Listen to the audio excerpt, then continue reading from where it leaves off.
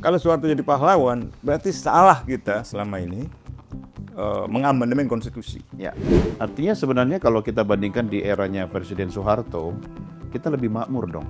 Itu mungkin jadi indikator dia layak jadi pahlawan nggak? Kalau memang banyak jasanya, untuk apa kemudian dijatuhkan gitu kan? Kalau memang banyak jasanya, kenapa TAP MPR itu sampai menyebutkan namanya di dalam TAP tentang pemberantasan korupsi, kolusi, dan nepotisme? Kalau kita baca buku-buku sejarah, sejarah-sejarah yang objektif, yang penelitiannya sangat baik itu, jelas sekali.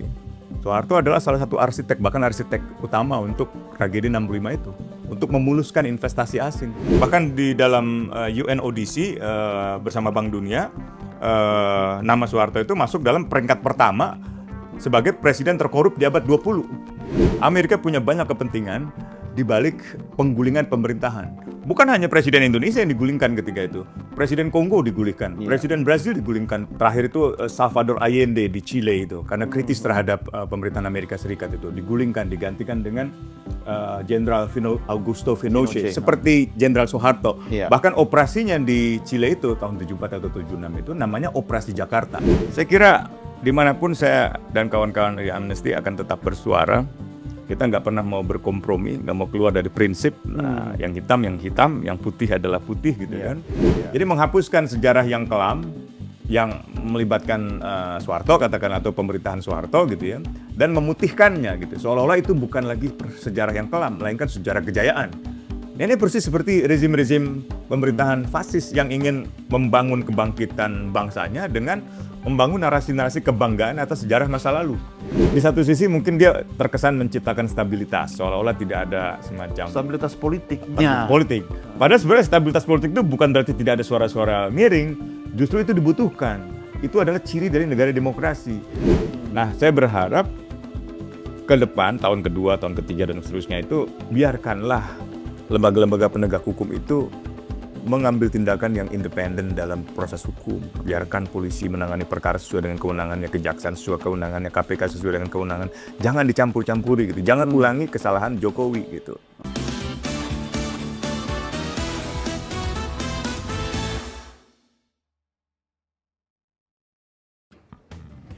Ramos Horta dari Timor Leste pernah menyebut Soeharto sebagai diktator yang mengantar Indonesia meraih ekonomi menjanjikan.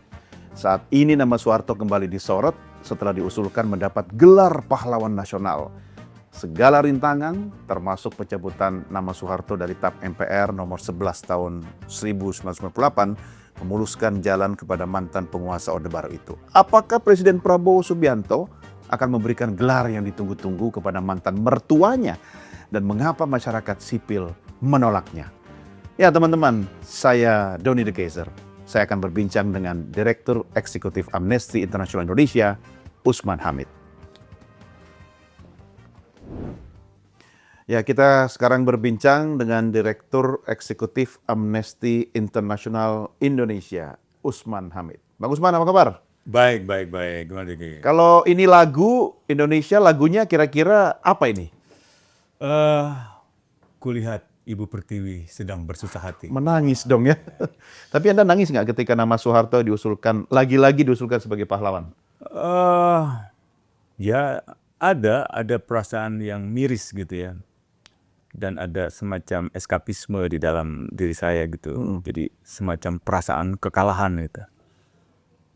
Beberapa hari lalu saya bersama 1-2 orang aktivis 98, salah satunya Safik Alilha, yang sekarang juga ketua PBNU. Saya menggeletakkan tubuh saya, masa kita kalah lagi kita? Kan belum kalah. Usulan. Ya, kekalahan itu kan bisa berkali-kali. Tidak berarti itu akhir dari segalanya itu. Kekalahan yang permanen hanya ketika kita benar-benar menyerah. Kalau kekalahan sekali 2 kali itu anggap saja sebagai kejatuhan. Mungkin bukan jatuhnya yang penting, tapi bagaimana kita bangun lagi, bangkit lagi untuk melawan itu. Meskipun semakin sepi kan, semakin berapa orang coba sekarang aktivis 98. Emang katanya jalan kebenaran selalu sepi ya? Jalan pedang yang sepi memang itu. Tapi saya pernah dengar sebuah kata-kata bijak ya, yang mudah-mudahan bisa menambah inilah semangatnya Bang Usman lah. Bahwa Kalau kita lelah, ya istirahat aja dulu. Ada tuh di pojok. Oh ada ya? Ada di pojok. Aku belum sampai sana. Ketika saya bangun kantor ini, maksudnya refurbish gitu, ada kawan saya dari ITB Bandung, Man, kita tulis ya di situ ya. Jadi kalau Anda lelah, belajarlah untuk beristirahat. Iya benar. Jangan berhenti. Betul, karena kalau berhenti selesai semua. Apa kita pindah aja ke... Jangan. Setting lagi Setting susahnya. lagi. Nah itu mungkin juga yang dilakukan dengan para pengusul ini. Mereka Iya. berkali-kali kan. Berkali-kali. 15 tahun lalu ya kan, Iya. sebelumnya. Mereka capek Betul. mungkin istirahat dulu. Betul. Tapi coba lagi gitu. Coba lagi. Jadi siapa yang menang kira-kira? Ya itu, kita mau ukur sampai kapan. Sampai hari ini, atau sampai tahun depan, atau sampai 10 tahun lagi, atau sampai 2045, atau sampai Indonesia berusia 200 tahun, kan panjang perjalanan ini. Dan ini kan seluruh yang kita perjuangkan di reformasi bukan untuk kita sendiri, tapi untuk Indonesia lah, untuk anak cucu lah ke depan itu. Kalau sekarang kita menerima begitu saja Soeharto sebagai pahlawan, artinya kita menerima bahwa orang boleh berkuasa 7 periode, menjadi presiden 7 kali. Orang boleh berkuasa tanpa batas gitu. Iya. Orang boleh merekayasa pemilu secara reguler untuk kemenangannya sendiri. Itu skill nggak? Ya nggak perlu skill sih, cukup perlu sifat culas, sifat licik gitu di dalam berpolitik gitu. Dan ini sebenarnya persis yang menandai kelahiran kekuasaan Soeharto kan. Banyak sekali kajian para sarjana, Ben Anderson, sampai orang-orang Indonesia kayak Ariel Herianto gitu ya. Juga peneliti-peneliti baru yang menggarisbawahi betapa naiknya pemerintahan Soeharto itu penuh darah itu. Iya.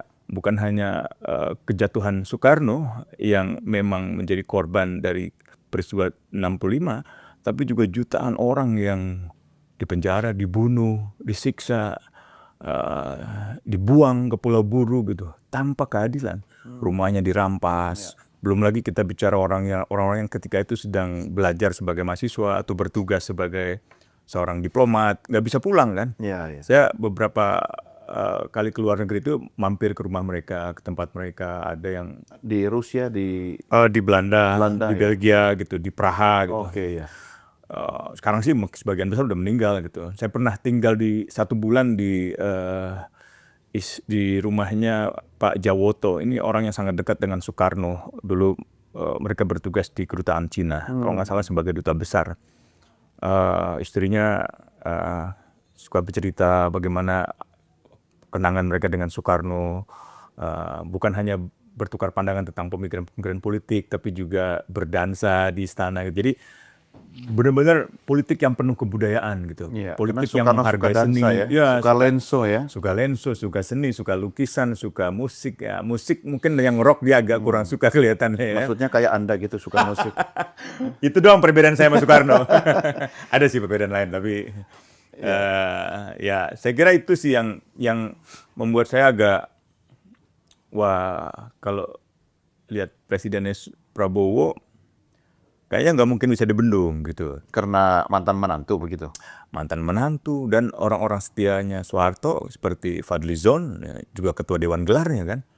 Padahal tim peneliti dan pengkaji gelar pusat sebenarnya belum setuju ini. Tapi Soeharto kan juga banyak jasanya loh, Bang. Dia pernah membuat kita ekonomi pertumbuhannya di 7% loh. Ya itu karena booming minyak. Itu kan kayak sekarang, ekonominya Maluku Utara 32%, Papua naik 15%. Coba periksa data galian itu. Iya. Data galian-galian tambang yang diambil lalu masuk ke negara gitu. Padahal ekonomi kerakyatannya, ekonomi peternakannya, ekonomi pertaniannya hancur, hancur lebur, lingkungannya hancur. Itu yang nggak dihitung kan. Jadi kita sebenarnya termarginalkan ya di negeri sendiri ya. Di negeri sendiri, di ASEAN, di dunia, kita hanya dihitung berdasarkan pertumbuhan ekonomi itu aja, yang memang untuk ukuran global sekarang ini relatif oke. Misalnya di Asia Tenggara kan rata-rata itu 3,5%, 4%, kita tuh bisa sampai 5% menurut pemerintah ya. Tapi menurut Celios itu diragukan. Nah saya lihat ekonom-ekonom di Australia itu, yang orang-orang Indonesia ya, yang belajar di sana S3 gitu, mengeluarkan 7 darurat ekonomi Indonesia gitu. Mereka mengeluarkan 7 pernyataan darurat Indonesia. Nah salah satunya yang menarik buat saya adalah pertumbuhan ekonomi Indonesia yang 10 tahun, 15 tahun lalu tuh 5, sekian persen, sekarang 5,12% itu dianggap oleh pemerintah kan stabil.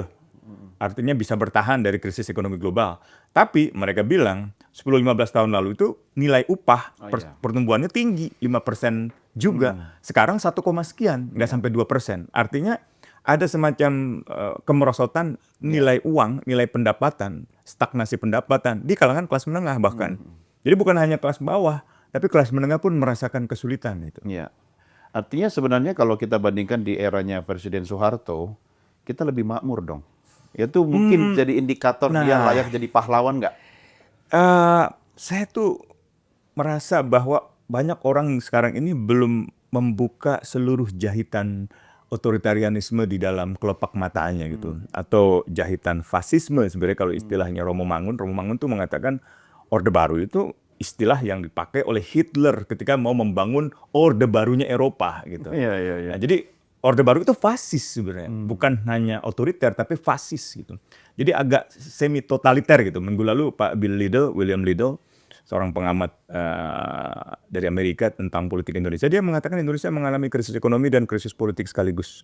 Dan bahkan secara politik sekarang Indonesia sudah mengalami semacam totalitarisme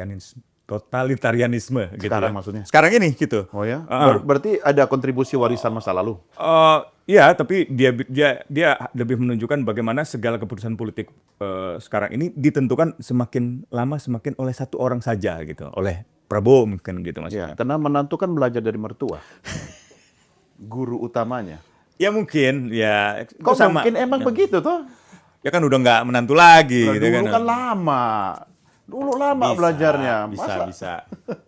Saya aja menghitung ya. Loh saya kalau jadi menantunya Presiden Soeharto, saya mungkin bisa seperti itu, bahkan lebih. Oh ya? Itu guru saya langsung. Oh ya? Wow. Untung saya bukan menantunya. Ya. Dan Pak Harto juga nggak mau saya jadi menantunya. Ya, mungkin mendingan jadi menantunya Gus Dur kali. Anaknya lucu-lucu. Kalau itu saya setuju. Iya, karena saya juga nyantri ya di pesantrennya Gus Dur. Cuma begini, Pak Gusman. Ya. Kan TAP MPR 1198 itu kan kemudian menghapus nama Soeharto. Sehingga enggak, gimana? Ya, kebetulan saya bawa nih, ya kan. Pada mulanya itu kan Partai Golkar Iya benar, fraksi Golkar. mengusulkan pada tanggal 18 September. Dia mengusulkan adanya pengkajian kembali, khususnya pasal 4 yang ada nama Soehartonya itu, Iya. ya kan. Nah, pengkajian itu kemudian diletakkan sebagai upaya rekonsiliasi nasional. Betul. Nah, setelah itu, bayangkan dari tanggal 18 September, 2024. tiba-tiba pimpinan MPR mengirim surat 24 September. Cepat sekali ya. Cepat sekali. Kurang seminggu. Belum dihitung hari libur, Iya, weekend misalnya gitu Iya. kan. Mungkin sudah disiapkan jawabannya. Nah, bisa jadi karena ketua MPR-nya kebetulan dari Partai Golkar juga gitu kan. Iya. Satu grup WA lah. Ya, nah di situ disebut surat mereka meminta agar MPR mengkaji pasal 4 gitu kan. Lalu dijelaskan lagi bahwa penting untuk rekonsiliasi nasional, penting juga untuk membangun kerukunan bangsa. Lalu disebutkan lagi ada semacam rujukan bahwa TAP MPR itu sudah dilaksanakan dengan undang-undang pemberantasan korupsi dan proses pemberantasan korupsi sudah dijalankan gitu ya. Lalu ada kasus pidananya Pak Harto udah dinyatakan berhenti karena dia meninggal dunia. Lalu ada kasus perdatanya yang berlanjut ya kan, sampai dengan gugatan kejaksaan kepada yayasan-yayasan dipimpinnya termasuk Yayasan Sumber Semar. Betul. Lalu sampai ada putusan Mahkamah Agung dan menyatakan bahwa yayasan-yayasan itu terbukti bersalah dan harus mengembalikan kerugian-kerugian negara gitu ya. Sampai yang terakhir dinyatakan bahwa secara pribadi Soeharto sudah tidak lagi punya masalah lah kira-kira gitu. Nah, Semua sudah dilaksanakan. sudah dilaksanakan TAP MPR itu maksudnya. TAP MPR-nya, Ya. iya. TAP MPR itu sudah dilaksanakan berupa undang-undang. Tapi pemberantasan korupsi hingga hari ini kan belum bisa selesai dilaksanakan. Sedang dilaksanakan tapi belum selesai. Maksudnya itu satu bagian utuh yang tidak bisa dipisahkan atau bagaimana? Iya betul. Satu bagian utuh yang nggak bisa dipisahkan. Dan kalau soal Pak Harto sudah meninggal dunia, memang itu azas hukum pidana biasa. Siapapun kalau orangnya meninggal dunia, Selesai. tanggung jawab pidananya gugur. Tanpa ada TAP MPR ini otomatis gugur. Yang kedua, apakah perkaranya itu berhenti, misalnya surat ketetapan penghentian penuntutan Bapak Soeharto kan ditutup demi hukum nih oleh Kejaksaan Agung. Pertanyaannya apakah dihentikan karena tidak ada bukti atau tidak? Oke. Kan pertanyaan Karena meninggal kan? karena meninggal dunia, Iya. bukan berarti tidak ada bukti. Belum terbukti. Belum atau terbukti, belum tapi tidak. juga diyakini dia terlibat kan gitu ya. Memang belum divonis hakim, tapi kejaksaan hingga ia meninggal dunia, kejaksaan masih yakin, Iya, yakin. bahwa bukti-bukti yang mereka kumpulkan cukup untuk membuktikan Pak Harto Iya. terlibat di dalam kasus-kasus korupsi itu. Cuma keburu dipanggil Tuhan ya. Jadi Beda tidak ada dengan waktu. SP3. Kalau SP3 Ya, misalnya penghentian dihentikan. penyidikan karena buktinya dianggap kurang. Cukup, ya. Atau peristiwanya bukan dianggap sebagai peristiwa tindak pidana gitu kan. Nah itu jelas lah. Iya. Kepastian hukumnya jelas. Kalau ini kan enggak. Coba kalau saya pisah nih Bang, ini kan persoalan hukum. Oke. Kalau persoalan seseorang jadi layak atau tidak jadi pahlawan, Pahlawan, itu oke. kan kena jasa-jasanya. Terlepas dari persoalan hukum yang dialami oleh orang sosok tersebut. Nah kalau bicara jasa-jasanya, misalnya kita ambillah apa tadi ya pertimbangan mereka itu, ini misalnya jasa dan pengabdian hukum Presiden Soeharto yang telah memimpin Indonesia selama 3 dekade dapat diberikan penghargaan yang sesuai dengan salah. Oke, 3 dekade, 68 ke 98 atau 65 ke 98, 3 dekade kurang lebih. Kalau memang banyak jasanya, untuk apa kemudian dijatuhkan ketika itu? Kalau memang banyak jasanya, kenapa TAP MPR itu sampai menyebutkan namanya di dalam TAP tentang Spesifik, pemberantasan korupsi, kolusi, dan nepotisme? Ya. Kalau kita baca buku-buku sejarah, sejarah-sejarah yang objektif, yang penelitiannya sangat baik itu, jelas sekali. Soeharto adalah salah satu arsitek, bahkan arsitek utama untuk tragedi 65 itu. Untuk memuluskan investasi asing. Iya, iya. Untuk memuluskan Freeport, Exxon Mobil, dan Lama begitu setelah banyak. itu Freeport langsung Iya. tanda tangan. Banyak sekali deforestasi di Indonesia. Belum lagi kalau kita bicara misalnya, waktu itu, saya kebetulan board di Transparansi Internasional. Transparansi Internasional itu mencatat saat itu, kalau dibandingkan korupsi yang melibatkan Presiden Soeharto dan Presiden Filipina, Ferdinand Marcos, itu kekayaannya masih tinggi Soeharto. 15 sampai 35 miliar US dollars. Itu prestasinya. Makanya ya kan. Ini sinis banget nih kayaknya. Termasuk menyiapkan calon penggantinya waktu itu. Lah, ya yang bisa baru jadi bisa begitu. sekarang. Ya, jadi ada banyak hal yang bahkan di dalam UNODC bersama Bank Dunia, nama Soeharto itu masuk dalam peringkat pertama sebagai presiden terkorup di abad 20. Bayangkan itu. Wow. Masa itu yang mau kita banggakan sebagai national hero, sebagai pahlawan nasional gitu. Kalau ada keluarga yang mau menghormatinya, kerabatnya menghormati, saya juga menghormatinya. Tapi jangan dijadikan pahlawan nasional Indonesia, karena itu menyangkut kita semua, menyangkut berbagai persoalan hak asasi manusia, lingkungan, korupsi, dan seterusnya gitu. Artinya jasanya banyak tapi lebih banyak dosanya. Ya, bisa dibilang secara sederhana begitu. Emang ada pemimpin Indonesia atau pemimpin dunia yang kemudian ada jasa tapi tidak punya dosa? Tidak punya dosa mungkin tidak ada, ya kan? Tidak ada manusia yang tidak punya dosa. Saya juga punya dosa, mungkin kita juga punya dosa. Tapi dosa itu kan ada dosa yang tidak bisa dimaafkan, ada yang bisa dimaafkan. Mensekutukan Tuhan di dalam kepercayaan Islam misalnya itu tidak bisa dimaafkan. Di dalam hak asasi manusia itu kalau dia melakukan kejahatan yang sangat serius, the most serious crimes, nggak bisa dimaafkan. Misalnya crimes against humanity, kejahatan kemanusiaan, atau genosida. Peristiwa 65 itu bukan hanya dianggap sebagai kejahatan kemanusiaan, melainkan juga genosida. Iya. Yang ketiga adalah crimes of war, kejahatan-kejahatan perang. Nah, apa yang terjadi di Timur Timur, apa yang terjadi di Aceh, apa yang terjadi di Papua di masa daerah operasi militer di masa itu bisa disebut sebagai kejahatan perang. Unforgiveness itu semua. Nah, iya. Yang terakhir adalah kejahatan agresi. Nah, mungkin nggak ada lah. Paling satu kejahatan agresi ada itu kan dia? ya di Timor sebenarnya. Ketika Indonesia menginvasi Timor Timur ketika itu kan negara yang dulu di bawah jajahan Portugis, bukan bagian dari Hindia Belanda, bukan bagian dari Indonesia. Tapi kan masuknya kita ke situ kan atas izin Amerika. Persis, Amerika juga salah. Itu yang saya mau katakan. Saya bukan mau mengatakan Indonesia salah, Amerika benar, nggak juga. Ya Soeharto nggak salah sendiri dong, Bang. Betul, sama Amerika. Makanya tadi saya katakan dalam peristiwa tragedi 65, dia juga bersama Amerika. Gitu.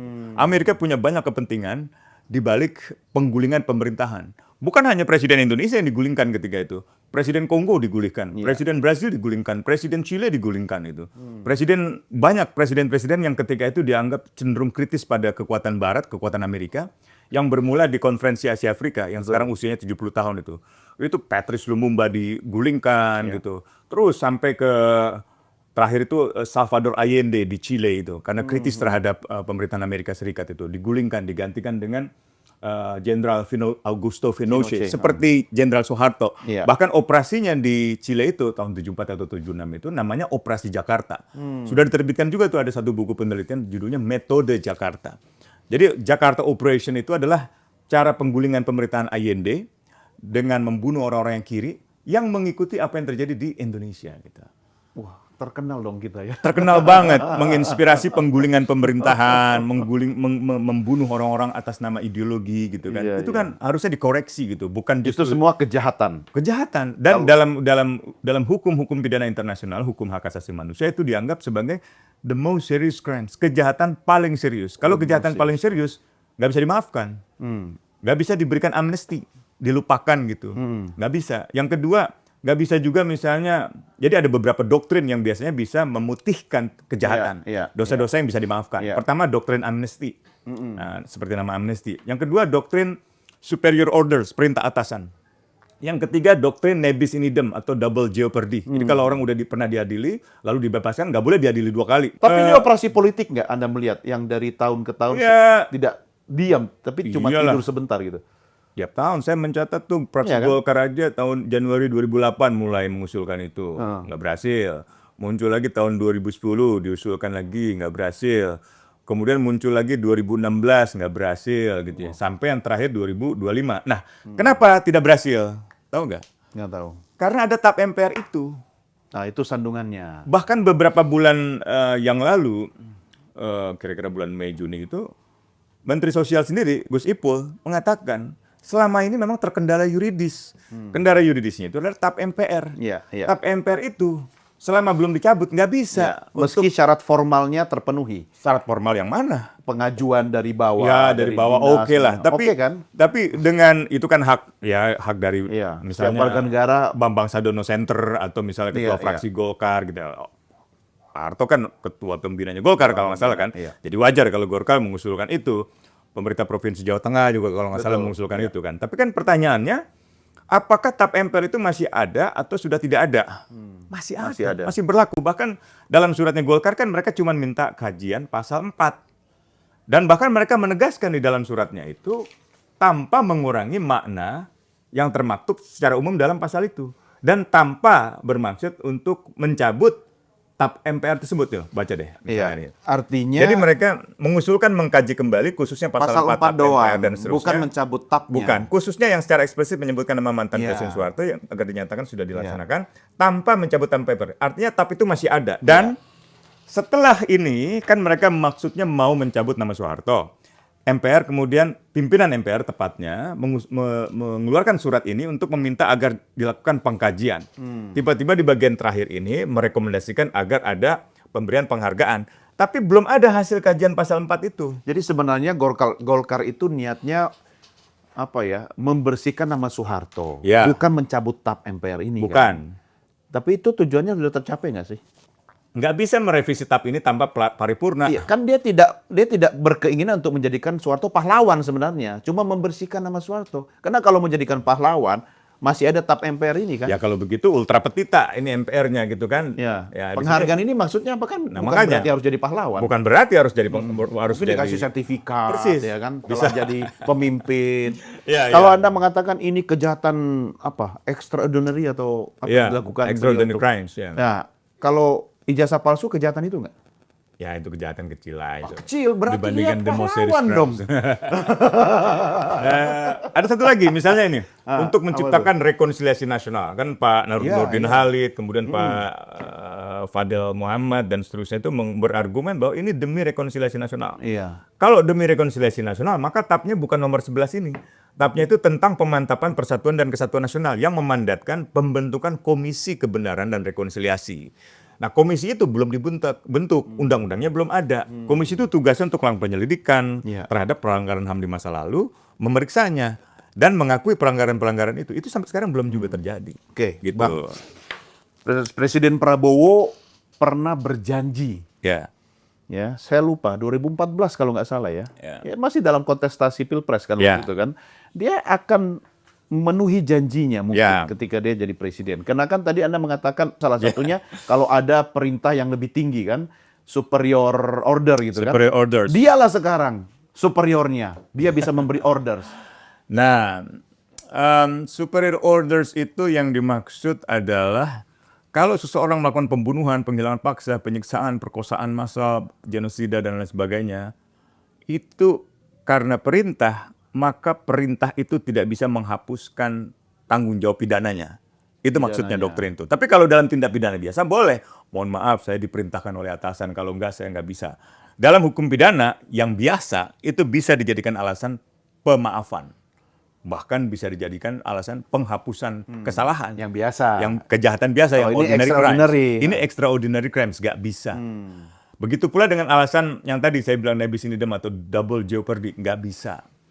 Begitu pula dengan alasan amnesti. Misalnya negara mengatakan, oh, misalnya kemarin tuh ya, ada amnesti, ada abolisi gitu kan. Iya, betul. Kalau ada pelaku pelanggaran hak asasi manusia yang menyiksa misalnya atau yang menghilangkan orang secara paksa, itu nggak boleh. Dia harus dihukum. Karena prinsip hukum pidananya itu sifatnya jus cogens, artinya kejahatan itu secara imperatif harus dihukum. Kalau Karena sudah dihukum bisa diberi penghargaan nggak?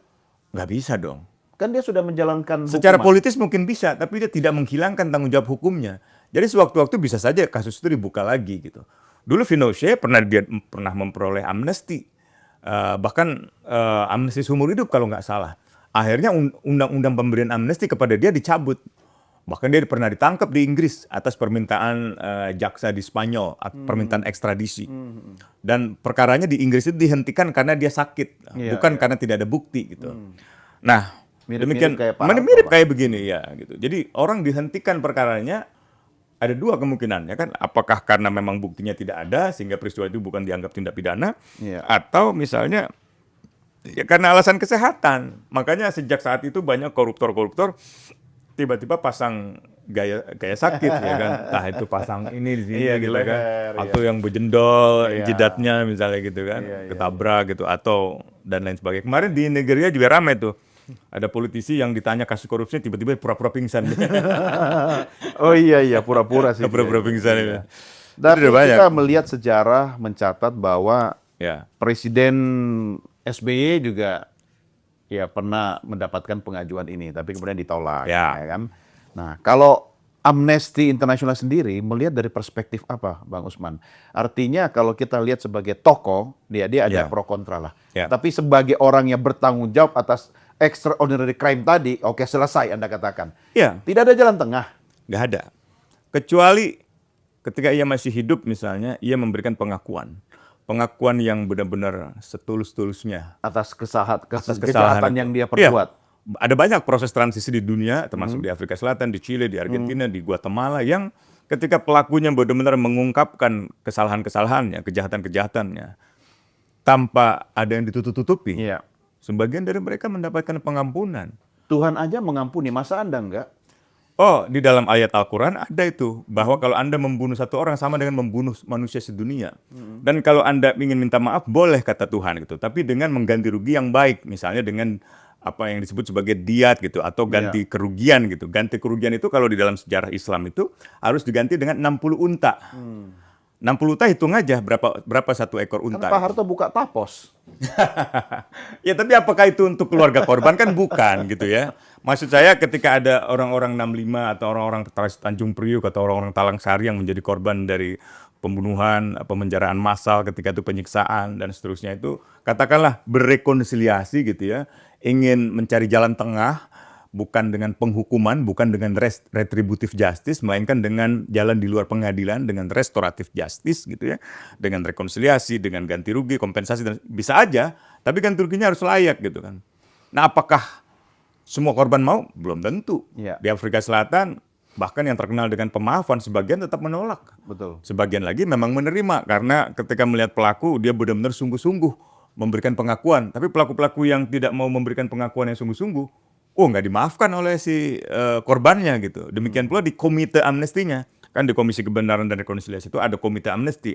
Dialah yang memutuskan apakah si pelaku ini layak diberikan amnesti atau layak sebaliknya diajukan ke kejaksaan untuk dituntut. Nah, itu bedanya rekonsiliasi di Indonesia dengan di Afrika Selatan. Di Afrika Selatan itu kalau orang nggak mau minta maaf, nggak mau memberikan pengakuan, Tambahin. dia akan berhadapan dengan hukum. Nah, kalau di sini nggak ada hukumnya, nggak mengancam. Jadi orang minta maaf pun nggak mau. Ya, diulur waktu sampai akhirnya Nah, meninggal, sampai akhirnya meninggal ya. Itu ya saya berduka ketika itu dia meninggal dunia. Iya. Saya ucapkan duka cita yang mendalam atas meninggalnya Pak Harto kepada keluarganya. Tapi saya kira persoalan kita tidak ada yang personal. Saya tidak menempatkan ini sebagai peristiwa yang Saya masih jurnalis lapangan waktu itu dan saya yang meliput itu peristiwa meninggalnya Pak Harto. Oke. Mungkin kalau kita sempat ketemu saat itu, diskusi kita hari ini bisa berbeda. Iya. Masalahnya begini, saya paham logika Anda, Bang Usman. Tetapi sekarang kalau kita lihat dari perspektif logika politik, Ya. yang menjadi Presiden Republik Indonesia, yang punya otoritas penuh menentukan seseorang itu layak atau tidak jadi pahlawan, itu mantan menantunya yang sekarang masih sering bareng acara ulang tahun karo mantan bojone. Logika politik sekarang yang bicara gitu. Iya, logika politik yang sifatnya transaksional gitu kan. Ya faktanya begitu. Ya silakan aja. Tapi kan saya ditanya nih, pendapat saya gimana? Saya bilang nggak setuju saya. Pendapat amnesti gimana? Nggak setuju kami. Gitu. Kalau dia jalan terus, Ya silakan aja. Anda mau ngapain? Kita nggak akan pernah berhenti bersuara. Loh, bersuaranya nggak cukup. Kalau kepresnya udah keluar gimana? Ya bisa saja mengajukan gugatan. Kita lihat nanti. Karena Mau gugat situasi, siapa? Presiden? Ya bisa dengan gugatan Oh, Anda PT UN. berani gugat presiden? enggak. Ya. Sekarang banyak orang yang nggak berani nembak presiden kita ini. Yang berani cuma nembak mantan presiden ini. Saya sebenarnya pengecut. Cuman untuk melakukan hal-hal seperti itu saya masih bisa lah. Gitu. Apa langkah-langkah yang akan dilakukan?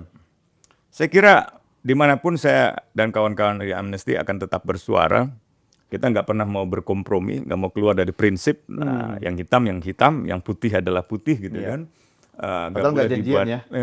Nggak boleh dibuat abu-abu gitu kan. Iya. Karena sudah lama kita nggak punya standar moral yang tinggi. Lihat aja sekarang pemerintahan, pejabat-pejabatnya banyak rangkap jabatan di organisasi strukturalnya, di pengurusahaannya, atau dia juga menjabat komisaris, dia menjadi sebuah pemimpin di organisasi keagamaan, dia menjadi menteri, dia menjadi wakil menteri, menjadi ketua umum partai sekaligus. Jadi tidak ada lagi pemisahan antara otoritas agama, otoritas politik, otoritas bisnis.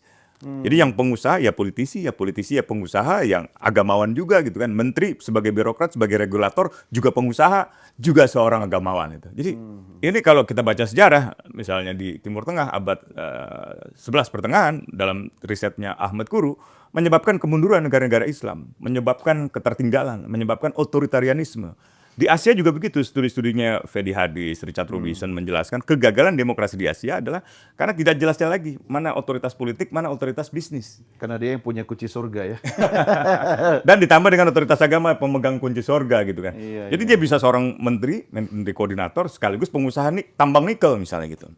Sekaligus yang mengambil keuntungan dari mobil listrik misalnya gitu. Lalu dia memberi subsidi mobil listrik gitu. Kenapa harus pakai? Ya contoh aja. Kiasan- Ada banyak kiasan contoh yang lain-lain. Ada banyak. Cuma gini Bang Usman, Ya. realitas politik lah yang bicara sekarang. Ya. Dan yang punya kekuasaan adalah Presiden Prabowo Subianto. Ya. Apakah Presiden akan mendengarkan suara Anda atau suara-suara masyarakat lain yang sejalan dengan Anda? Atau dia kan terkenal sebagai orang yang akan berusaha memenuhi janjinya, termasuk janji politiknya. 2014 dia berjanji menjadikan Soeharto pahlawan. Ya, janji itu hanya menegaskan bahwa apa yang dilakukan saat ini tidak objektif kan. Hanya karena keinginan subjektif dia. Seharusnya kan prosedur yang benar adalah melalui tim penelitian, pengkajian, gelar pusat. Sehingga para ahli yang ada di teknis bisa dilakukan. ya, itu substansial justru. Karena itu substansial, maka seharusnya itu dipertimbangkan. Sampai awal tahun sebenarnya mereka masih ragu. Itu yang tadi saya katakan. Pak Saifullah Yusuf aja Ya. sebagai menteri, dia mengatakan memang ini terkendala yuridis selama ini di TAP MPR ini. Jadi TAP ini harus dicabut dulu. Kalau memang mau memberikan status pahlawan. Kan nggak bisa TAP ini dilihat hanya pasal 4. Harus keseluruhan itu. Harus secara totalitas, harus secara utuh gitu. Kan ada konteksnya itu. Ya. Kalau konteksnya dilepas, hilang dia, nggak ada artinya sama sekali gitu. Anda jangan bawa-bawa mensos dong, kan mensos kita Gus Durian. Ini mau ngobok-ngobok kabinet. Loh, ini Gus Durian juga punya masalah. Maksudnya partainya ya, misalnya gini. Ini Partai Kebangkitan Bangsa. PKB, Partai Kebangkitan Bangsa. apa? Dia mengusulkan? Ya ini mengusulkan Gus Dur. Oh ya. Ya oke lah, kita semua menghormati Gus Dur gitu. Tapi jangan sampai ini jadi tukar guling gitu loh. Jadi tukar guling politik gitu. Jadi ibaratnya Kenapa? dengan Soeharto. Oh, Soeharto boleh. Iya, tapi ibaratnya Gus Dur juga oke. Oke, saya akan dukung Soeharto jadi pahlawan Tapi- asal Gus Dur jadi pahlawan. Jangan-jangan begitu gitu. Oke. Politik Tapi transaksi. Gus Dur layak kan jadi pahlawan? layak dan nggak usah disamakan oleh Soeharto menurut Iya, saya. artinya kalau kita pisahkan antara Gus dan Soeharto, Gus Dur tidak punya kendala. Nggak punya atau kendala. penghalang apapun kan? Nggak punya. Ya paling menurut sejumlah politisi tentang TAP MPR itu yang mengenai pertanggungjawaban Presiden Republik Indonesia Iya, iya. yang ketika itu ditolak kan, Iya, itu sudah iya. dinyatakan tidak berlaku lagi gitu. Iya, iya, Diusulkan oleh PKB gitu. Ya, itu kan politik waktu itu. Nah itu Kan makanya. bukan soal Gus Dur melakukan pidana atau Iya bukan. ya, soal Bulogate kan. Bulog Gate gitu. Nah Itu pun juga katanya ya kasus-kasusan lah, dikasus-kasusin lah ya. iya di kasus-kasusin. Gus Dur kan waktu itu keras dalam reformasi militer, Iya, mencopot iya. panglima, mengadili Pak Harto gitu kan. Iya, betul. Bahkan di Jakarta aja saya lihat tuh banyak beredar spanduk kalau Pak Harto terus seperti ini kan Indonesia akan pecah belah. Jadi kayak ada semacam pengkondisian seolah-olah Indonesia ini akan pecah belah kalau Iya. hukum ditegakkan. Sebenarnya kalau Pak Prabowo mau mematahkan rencana, ya nggak mungkin dimatahkan, tapi kalau misalnya ide Pak Harto jadi pahlawan, Ya. kalau itu mau kandas, dia jadikan pahlawan Gus Dur aja. Kan antitesisnya kan? Ya. Gimana, Bang? Ya, makanya ini kan harus jelas ya di mana posisi pahlawan, di mana posisi pengkhianat, di mana posisi pelaku, di mana posisi korban. Memang dalam sejarah pergeseran konfigurasi kekuasaan itu bisa menjadi faktor yang menentukan tempatnya si pelaku dan korban itu. Iya. Seringkali bertukar tempat. Iya. Demikian pula apa yang disebut sebagai pahlawan atau tidak. Gitu Iya, kan. iya. Misalnya orang-orang yang kita anggap sebagai pahlawan nasional dalam konteks gerilya, dalam konteks perang melawan Belanda, bagi Belanda itu Pengkhianat. pengkhianat. Iya. Orang-orang Timor Timur yang waktu itu memperjuangkan kemerdekaan Betul. buat orang Indonesia Iya. mungkin pengkhianat. Betul. Buat orang sana pahlawan gitu. Iya. Nah, tapi kita tidak ingin terlibat dalam perdebatan itu semata-mata karena hitung-hitungan politik gitu ya. Hitung-hitungan politik itu dalam arti misalnya sekarang nih PKB punya usul Gus Dur, Golkar punya usul Soeharto, katakanlah PDIP Tapi punya nggak usul. layak lah dijadikan bargaining Ya makanya, antara Gus Dur dengan Pak makanya, Harto. jadi tetap harus melalui tim peneliti dan pengkaji gelar pusat itu. Dan setahu saya mereka belum setuju gitu. Itu dipangkas oleh Menteri Sosial dan oleh Dewan Gelar yang merupakan orangnya Prabowo sendiri. Iya. Yang sekarang Menteri Sosial nih, Menteri Kebudayaan. Budaya. Sebelumnya kan dia menyangkal tentang tragedi Mei 98. Iya. Tidak pernah terjadi pelanggaran HAM berat, tidak pernah terjadi perkosaan massal. Yusril berusaha menulis ulang sejarah ya. berusaha menulis ulang sejarah. Nah, ini menurut saya bagian dari itu semua. Iya. Jadi menghapuskan sejarah yang kelam yang melibatkan Soeharto katakan atau pemerintahan Soeharto gitu ya, dan memutihkannya gitu. Seolah-olah itu bukan lagi sejarah yang kelam, melainkan sejarah kejayaan. Nah, ini persis seperti rezim-rezim pemerintahan fasis yang ingin membangun kebangkitan bangsanya dengan membangun narasi-narasi kebanggaan atas sejarah masa lalu. Di tengah kesulitannya untuk mengatasi krisis fiskal. Kan seluruh negara sekarang sedang mengalami krisis fiskal. Iya, iya. Terutama Amerika, Inggris, Prancis, Indonesia, Jepang, Bangladesh, Nepal, Australia gitu kan. Iya. Nah, untuk mengatasi krisis fiskal itu kan nggak mudah. Nah, orang perlu diajak untuk membangun semangat yang tinggi. Nah, membangun kejayaan masa lalu bahwa sejarah Indonesia itu dulu hebat, sejarah Amerika itu dulu hebat. Ayo kita bikin hebat lagi. Let's make America great again. Let's make Indonesia great again kan gitu kan. Iya. Jadi dibangun dengan imajinasi itu gitu supaya orang mendukung pemerintahan yang sedang berkuasa ini dengan segala cara-cara yang populis gitu ya.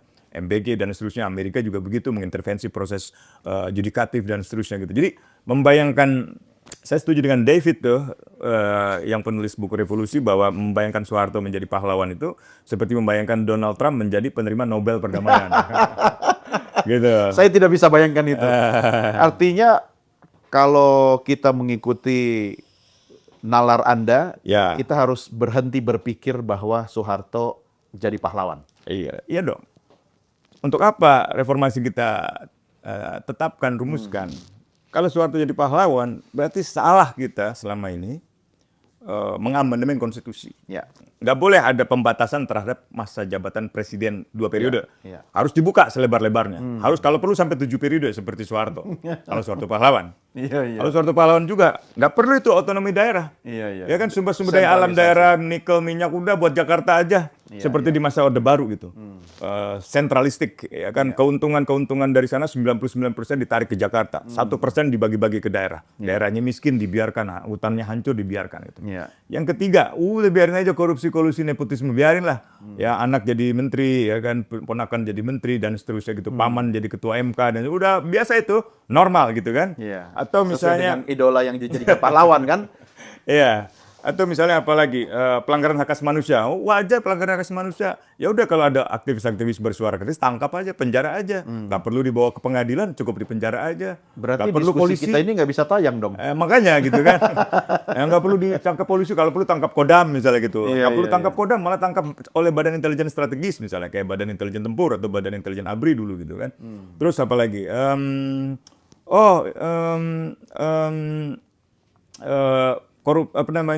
Supremasi hukum nggak perlu ditegakkan lah. Hukum cukup jadi alat aja gitu kan. iya, Itu kan nilai-nilai reformasi yang menjadi standar moral kita. Kalau standar moral itu diikuti dengan penetapan Soeharto sebagai pahlawan, hilang standar moral itu, terkikis gitu. Itu saya kaitkan dengan 1 tahun pemerintahan Presiden Prabowo dan Wapres Gibran. Artinya kalau itu dianggap sebagai rapor merah, mungkin apa ya bisa Anda sampaikan kepada Presiden Prabowo? Masa 1 tahun kemudian prestasinya mengusulkan mertuanya jadi pahlawan, atau catatan Anda apa?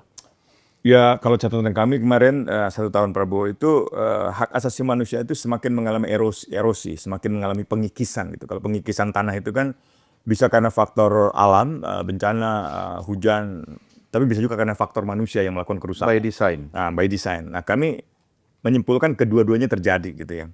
Pelanggaran hak-hak ekonomi sosial budaya terjadi, hak-hak sipil dan politik juga terjadi, dan semakin mengalami erosi. Indikatornya apa? Oh, banyak. Misalnya kemarin ada catatan tentang penangkapan akhir Agustus. Iya, iya. Itu mungkin penangkapan terbanyak selama masa reformasi itu. Jumlahnya 4.000 lebih orang ditangkap. Bahkan sampai sekarang yang ditahan itu 600 lebih. Yang dari sekitar 995 yang ditetapkan sebagai tersangka. Nggak pernah terjadi sebelumnya. Iya. Ya kalau nggak salah 2019 reformasi di korupsi pernah terjadi, tapi kira-kira 1.000 sekian. Sekarang tuh 4.000 lebih. Ya maksudnya kan tangkap dulu baru diperiksa gitu loh. Ya itu soal kan teknis. apakah itu negara hukum? Apakah itu negara demokrasi seperti itu, tangkap dulu, nanya belakangan? Kan enggak dong. Harusnya kan dengan bukti, dengan bukti-bukti yang ilmiah bahkan. Kan berapa kali saya bilang, oke, Pedro dianggap terlibat tindak pidana. Iya. Kenapa nggak dipanggil aja, Pak? Takutnya dia nggak datang dan kabur. Loh, anaknya jelas, rumahnya jelas, kantornya jelas, ya identitasnya jelas. Apa susahnya dipanggil? Iya. Dari segi ukuran badan kecil, panggil satu reserse, tangkap dia nggak bisa kemana-mana misalnya. Kalau dia betul-betul berbuat tindak pidana, ini kan enggak. Peradilannya ditolak. Pra-peradilannya kemarin ditolak. Ya sayang sekali. Harusnya kan pengadilan mengambil kesempatan itu sebagai momen untuk menunjukkan bahwa di tengah kemunduran politik di Indonesia, kemunduran demokrasi di Indonesia, masih adalah sedikit harapan bahwa pengadilan itu bisa mengkoreksi tindakan eksekutif atau tindakan polisi misalnya gitu kan. Anda mau mencoba mengatakan bahwa institusi peradilan kita juga sudah bukan lagi masuk angin, tapi udah kena COVID. Iya, udah ya kena COVID sih, nggak tahu ya. Tapi belum di, Ya, ini, yang di pasti booster. sejak MK itu peradilan kita diragukan lagi independensinya itu. Bahkan MA juga, orang-orang MA yang saya temui itu mengakui itu. Ini tidak mudah. Apalagi di tengah kesejahteraan mereka yang sangat minim. Anggaran mereka sangat tergantung dari eksekutif. Belum lagi kalau dibandingkan antar kementerian. Misalnya Kementerian Pertahanan dengan Mahkamah Agung jauh banget. Bagaikan bumi dan langit. Jadi kalau kita memprioritaskan penegakan hukum, MA dong prioritaskan. Kejaksaan Agung dong. Polisian dong. Kepolisian, KPK dong, KY dong misalnya gitu. kepolisian maksudnya dengan reformasi Polri, Ya tentu saja. ganti Kapolri. Bisa begitu, bisa juga tidak gitu kan. Kenapa Tergantung. nggak diganti-ganti? Nah saya nggak tahu, itu kan pasti urusan elit politik nih. Urusan misalnya Jokowi sebagai presiden yang terdahulu kan memang memilih Pak Listio Sigit sebagai Kapolri. Iya. Sekarang Pak Prabowo sebagai presiden baru. dalam sejarah selalu saja biasa kalau ganti presiden biasanya ada nggak lama kemudian ganti Kapolri, ganti Panglima dan seterusnya. Betul. Meskipun khusus untuk dua institusi ini dia harus memperhatikan undang-undang kan, Iya. harus memperhatikan juga pembinaan karir, Betul. kepangkatan Kan gitu belum kan. pensiun dia nih. Nah makanya Terlalu dini jadi Kapolri sih. betul karena Pak Jokowi menjadikannya sebagai Kapolri terlalu dini gitu. Ini Atau kena namanya sama, ada Prabowo-nya. bisa juga. Tapi ini kalau nggak salah Kapolri terlama kedua setelah Tito Karnavian Tito misalnya Karnavian, gitu kan. ya. Sebelumnya pernah kejadian itu Pak Sutarman itu tahun berapa ya 2000 Gus Dur ya? Enggak di era Jokowi akhir 2014 akhir itu Desember Pak Sutarman waktu itu Kapolri diganti. Oh, Dicopot diganti sementara oleh Pak Badrodin Hati. iya. Lalu ditunjuk Kapolri yang baru. Bayangkan kalau Pak Listio diganti, lalu ada Kapolri yang baru, Iya. bintang 4, Pak Listio masih bintang 4. Ada Iya. 2 orang Iya. bintang 4. Matahari kembar. Nah itu gimana tuh? Kacau tuh. Nah itu Chaos bisa kacau itu. Di TNI juga begitu. Iya. Anda ingat dulu waktu Gus Dur kita pernah punya Persis. dua Kapolri kan? Pak Bimantoro dengan Saya lupa saat Hairudin. Iya, orang Makassar kan? Betul. Iya, iya. Nah itu. Nah untuk dua institusi itu cukup sensitif gitu ya. Terlepas dari apapun ya. Kita pernah lah menyampaikan bahwa ini berbagai represi di seluruh wilayah Indonesia ini sebenarnya tanggung jawabnya di Kapolri gitu kan. Setidaknya DPR harus memanggil Kapolri, meminta pertanggungjawaban dengan atau kalau perlu dengan hak Nuh, angket. bagaimana mungkin DPR berani manggil Kapolri? Orang semua di DPR pendukungnya Prabowo. Prabowo Iya. itu kuat sekali, Bang Usman. Kuat sekali. Gak ada yang berani mengkritik Presiden Prabowo itu. Benar sekali. Nah itu di satu sisi mungkin dia terkesan menciptakan stabilitas, seolah-olah tidak ada semacam Stabilitas politiknya. politik. Padahal sebenarnya stabilitas politik itu bukan berarti tidak ada suara-suara miring, justru itu dibutuhkan. Itu adalah ciri dari negara demokrasi. Misalnya Kementerian Pertahanan dipanggil dipanggil Komisi 1, ditanya gitu kan, bagaimana ini tentang postur pertahanan kita. Kemarin ada kapal perang Amerika lewat perairan Indonesia tuh apa yang Anda lakukan? Misalnya gitu. Atau di Papua ini ada sejumlah ribuan personil militer yang berada di sana. Atau kenapa kita kodam-kodam ini bertambah banyak? Kenapa kita bentuk batalion banyak ini? Gak berani DPR-nya kena Nah, menhannya. misalnya. Atau Komisi 3, panggil Kapolri misalnya, panggil Jaksa Agung. Misalnya kemarin Jaksa Agung baru memamerkan sitaan berapa triliun itu. Iya, iya. Itu benar nggak uang sitaan? Atau uang BI dipinjam ditunjukkan untuk seolah-olah Atau setelah itu kemana uangnya? iya, terus setelah Masih itu ada uangnya nggak? kemana gitu. Nah itu banyak hal yang bisa diajukan sebagai pertanyaan-pertanyaan kritis di dalam parlemen. Dan kalau itu muncul, justru baik buat Indonesia. Ada dinamika. Entah itu nanti ujungnya anggarannya dikurangi, entah itu anggarannya diperketat, entah Iya. apapun lah. Kayak kemarin di Komisi 10 masih lumayan tuh. Iya. Komisi 10 mempersoalkan rencana Menteri Kebudayaan untuk menulis ulang sejarah kan. Dipersoalkan oleh Komisi 10. Sampai akhirnya mengalami penundaan itu. Nah, harusnya begitu. Itu yang kita butuhkan. Sama halnya ketika hakim. Kalau hakim misalnya membebaskan Pedro kan tidak berarti polisi selesai. Enggak lah. Ya kan? Proses hukumnya lebih terkontrol gitu kan. Karena bagaimanapun juga hukum acara pidana kita kalau kita lihat lebih dominan memberikan kewenangan kepada kepolisian. Iya, iya. Bahkan kemarin permohonan keluarga tersangka dan juga para kuasa hukum agar Pedronya dihadirkan, Syahdan dihadirkan, Muzaffar, Kharij atau Gita dan seterusnya itu dihadirkan, tidak dikabulkan. Jadi Padahal itu catatan- dimungkinkan gitu. Jadi catatan Anda terhadap belum selesainya reformasi Polri, kemudian tim pencari fakta, tim reformasi dan sebagainya, itu masih rapor merahnya. Rapor merah, harusnya kan tim gabungan pencari fakta itu dibentuk. Kan Prabowo pernah janji tuh, atau setidaknya menyatakan setuju kepada gerakan Nurani Bangsa. Iya, iya. Bu Sinta Nuria, Betul. istrinya Gus Dur, kemudian Pak Lukman Hakim Saifuddin dan Romo Magni Suseno dan seterusnya itu. Kenapa itu tidak dilanjutkan? Kalau Prabowo merasa yakin ada pihak yang mendalangi demonstrasi kemarin, bentuklah tim gabungan pencari fakta.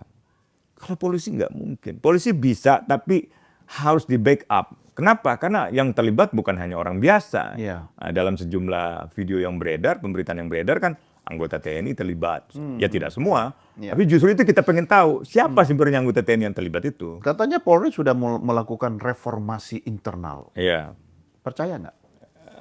Ya banyak sih yang dilakukan, tapi apakah cukup kan enggak gitu. Saya ya. salah tanya ya. Kalau percaya dan enggak sebenarnya rhetoric question ya. Iya. Tapi mungkinkah itu terjadi di era Kapolri yang sekarang ini? Nah, ini dia. Masalahnya reformasi itu tergantung Kapolri atau tergantung sistemnya. Nah, misalnya tergantung sistemnya. misalnya kalau bicara pengawasan, oke, Kapolri punya tanggung jawab untuk mengawasi anak buahnya yang ratusan ribu itu melalui mekanisme pengawasan internal, Divpropam, Irwasum, sampai Karwasi di Kepala Biro Wasit Pengawasan Penyidikan. Kalau internal oversight atau pengawasan itu nggak berfungsi, harus ada pengawasan eksekutif. Apakah Presiden memiliki kewenangan untuk mengawasi langkah atau kinerjanya Kapolri? Apakah Menko Polhukam sebagai representasi dari kekuasaan eksekutif juga punya kemampuan untuk mengawasi Kapolri? Ya. Bisa, misalnya lewat Kompolnas gitu Kalau kan. Menko-nya terpental. Nah, ini- Ganti. Lebih kuat Kapolri. nah, misalnya seperti itu. Atau Kompolnas sebagai badan yang semula direncanakan supaya independen dalam mengawasi Kapolri atau mengawasi Polri gitu kan. Berkantor di Mabes Polri atau di Komplek Polri. Anggaran dari anggaran satuannya. Iya, mana Polri. berani. Mana mungkin independen. Iya. Tiap hari ditraktir Kapolri. Nah, mungkin nggak tiap hari. Tiap jam makan. Nggak. malah yang harusnya mengkritisi lebih keras membela. Iya, mereka di jadi media, juru di bicara. mana-mana jadi juru bicara. Udah kita kritik itu KPK Kompolnas. Bahkan Komnasan juga kita kritik, mereka sedih juga. Waduh, masa kita di smash terus.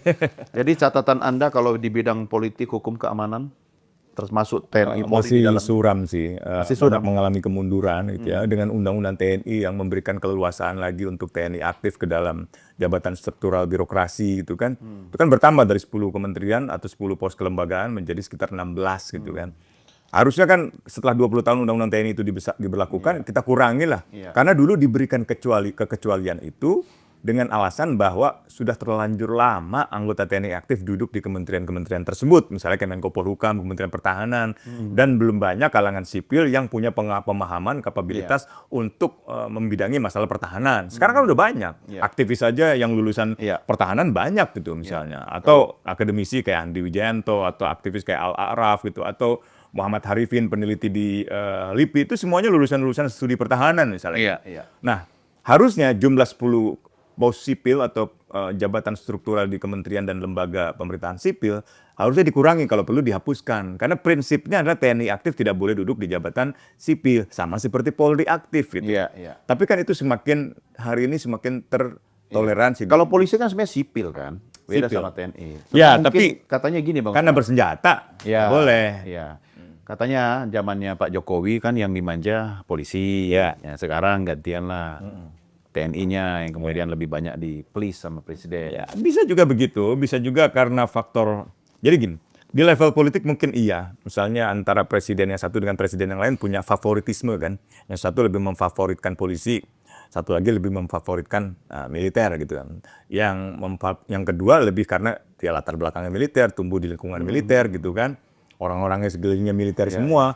Dia belajar tentang militer sehingga dia pengetahuannya hanya tahu tentang dunia kemiliteran. Jadi cara mengorganisasi kelembagaan, memimpin kelembagaan yang dia kenal adalah ilmu militer gitu kan. Makanya nggak berani ganti Kapolri. Harus nanya dulu ke pendahulunya yang lebih ngerti polisi kali ya. Ya bisa juga begitu, tapi bisa juga karena faktor lain. Misalnya di dalam kelembagaan mereka ini kan siapapun presidennya ada semacam persaingan lah antara TNI dan Polri. Ada semacam akses yang mungkin tidak merata pada sumber-sumber daya ekonomi gitu kan. Yang di masa Orde Baru mungkin lebih didominasi oleh militer, di era reformasi mungkin polisi misalnya gitu kan. Nah, tapi kan caranya bukan dengan makin merusak lembaga itu gitu ya. Caranya dengan memperbaiki lah, bukan dengan membenarkan TNI aktif, polisi aktif boleh menduduki jabatan sipil, justru harus dibatasi. Tapi saya jarang sih menemukan seorang presiden di Indonesia yang kemudian memperbaiki institusi TNI dan Polri. Gus Dur, Habibie. Oh iya, tapi saya nggak lama ya. Yang ada malah ditarik-tarik ke dalam politik. Iya, gitu, betul itu. Itu penelitiannya Markus Mitzner. Dari tahun ke tahun, era reformasi dari periode pemilu ke pemilu, selalu saja elit-elit sipilnya yang menarik-narik militer. Nah, ini saya masuk ke soal kebebasan sipil dan berpendapat. Oke. Tadi kan Anda sudah kasih teaser bahwa sekarang militer yang pakai seragam sipil gitu kan, harusnya sipil yang banyak dan Yang berseragam militer. sipil juga kalau dikasih kesempatan lebih militer daripada militer. Lihat ormas-ormas, seragamnya malah lebih militer loh. Gimana tuh, Bang? Ya, itu memang ada banyak faktor sih. Ada faktor semacam warisan cara pandang gitu ya di era Orde Baru yang sangat monolitik, yang sangat militeristik gitu. Tapi juga ada problem lain, pengangguran, ya kan, akses sumber daya ekonomi yang nggak merata gitu kan, sehingga orang merasa hanya dengan cara bergabung dengan ormas-ormas paramiliter itu mereka bisa Gampang dapat makan siang. dapat pekerjaan, gitu-gitu kan. Jadi problemnya cukup Ada tuh kompleks. yang pakai Iya. seragam itu kan suka datang ke kawinan. Iya. Nah itu ya yang begitu-gitu saya juga mau nyalain gimana ya, tapi Berarti faktor ekonomi. ya ada faktor ekonomi, ada faktor macam-macam juga kan. Seolah-olah dulu itu kan bahkan di dalam keluarga-keluarga itu seringkali berharap menantunya itu ya militer, karena di masa Orde Baru itu kan militer menjadi bupati, menjadi camat, menjadi apa namanya wali kota, menjadi gubernur, menjadi menteri, gitu. Iya, satu terah Jadi itu. pengusaha gitu kan. Jadi ada semacam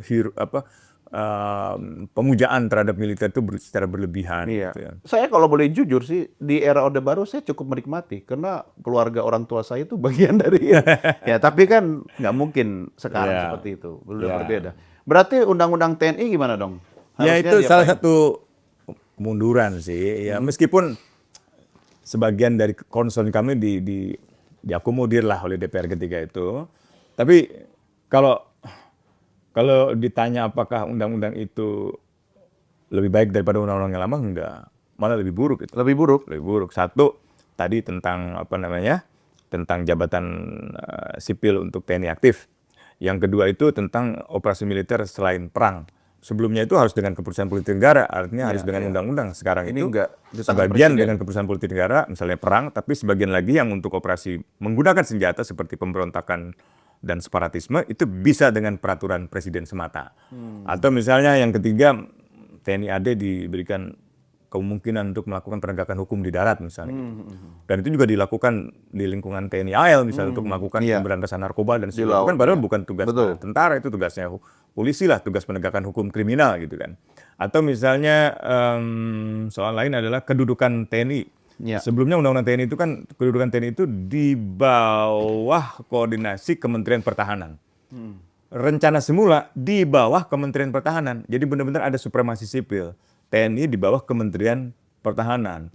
Nah, tahun 2004 terjadi kompromi karena kan Gus Dur jatuh gitu ya beberapa tahun sebelumnya. Akhirnya kata di bawah itu ditambahkan dengan dalam. Jadi di bawah maksudnya maaf bukan ditambahkan dalam, tapi ditambahkan kata koordinasi. Jadi di bawah koordinasi. Padahal seharusnya cukup di bawah Kementerian Pertahanan. Nah, waktu Undang-Undang tahun 2004 ditambahkan kata koordinasi. Jadi garis nyambung ditambah dengan garis putus. Nah, itu kan wajahnya ganda. Jadi sebenarnya garis putus-putus atau garis yang nyambung gitu kan. Makanya jadi masalah ketika ada TNI aktif di Kementerian Pertahanan. Ketika ada perbedaan antara Menteri Pertahanan dengan Panglima TNI, dia tunduk pada siapa? Secara hierarki dia tunduk pada Menteri Pertahanan atau dia tunduk pada Panglima misalnya gitu. Nah, undang-undang yang baru, undang-undang tahun 2025 itu menghapuskan kata di bawah itu, diganti kata di dalam. Semakin putus-putus garis itu, putusnya jauh. Gitu. Sengaja digituin. Jadi makin lemah gitu. Ya, Pak Dasko boleh aja mengatakan bahwa ya supremasi sipil kita masih tegak, tapi pasal itu jelas menunjukkan melemahnya otoritas sipil. Siapa tadi yang bilang? Pak Dasko. Oh, bukan, ada istilahnya. Ada itu. Don Dasko. Perdana Menteri katanya ya. Ya. Oke, Bang Usman, saya harus akhiri diskusi kita. Tapi kalau boleh memberi nilai atau skor ya, antara 1 sampai 10, 1 tahun Presiden Prabowo Gibran dari kacamata Anda, nilainya berapa? Waduh, kalau untuk hak asasi manusia masih merah. Merah itu berarti 5 ke bawah. Oke. Terus? Yang lain-lain? Anda boleh kok sebagai warga negara. Ya, untuk pemberantasan korupsi saya masih belum lihat KPK pulih gitu kan. Malah kesannya sekarang diambil alih kejaksaan. Saya ngerti dan saya setuju kalau kejaksaan lebih berperan aktif gitu ya. Tapi kalau kan dengan ad hoc sebenarnya. iya oke, tapi kan sudah cukup lama kita belajar dari berbagai pengalaman yang menunjukkan bahwa KPK sebenarnya lebih mungkin independen daripada Kejaksaan Agung. Apalagi Kejaksaan Agung di bawah pemerintahan Jokowi periode pertama itu jadi alat untuk menekan oposisi politik gitu. Polisi juga demikian. Periode kedua KPK dikerdilkan gitu. Nah, sekarang ini praktis nggak ada yang independen. Nah, saya berharap ke depan tahun kedua, tahun ketiga dan seterusnya itu biarkanlah lembaga-lembaga penegak hukum itu mengambil tindakan yang independen dalam proses hukum. Biarkan polisi menangani perkara sesuai dengan kewenangannya, kejaksaan sesuai kewenangannya, KPK sesuai dengan kewenangan. Jangan dicampur-campuri gitu. Jangan ulangi kesalahan Jokowi gitu. Oke. Itu kalau mau rekornya baik gitu dalam konteks pemberantasan korupsi, dalam konteks penegakan hukum. Di luar itu saya bukan ahlinya dah. Jadi hukum masih merah juga. Masih merah. Berarti 5 ke bawah semua ya. Iya. Oke. Terakhir katanya, bukan katanya. Jadi semua yang merah itu salah Prabowo. Ya kan kalau kata Pak Listio Sigit, ikan kalau busuk dari kepalanya. Tapi katanya yang bertanggung jawab atas kesalahan itu bukan cuma presiden. Ada orang yang sangat dekat yang mengendalikan komunikasi dengan presiden. Oh, Indra Wijaya. Saya nggak mau jawab. Mas Usman, terima kasih ya. Terima kasih banyak. Sehat selalu. Ya, sama-sama. Sampai ketemu Selalu lagi. lagi.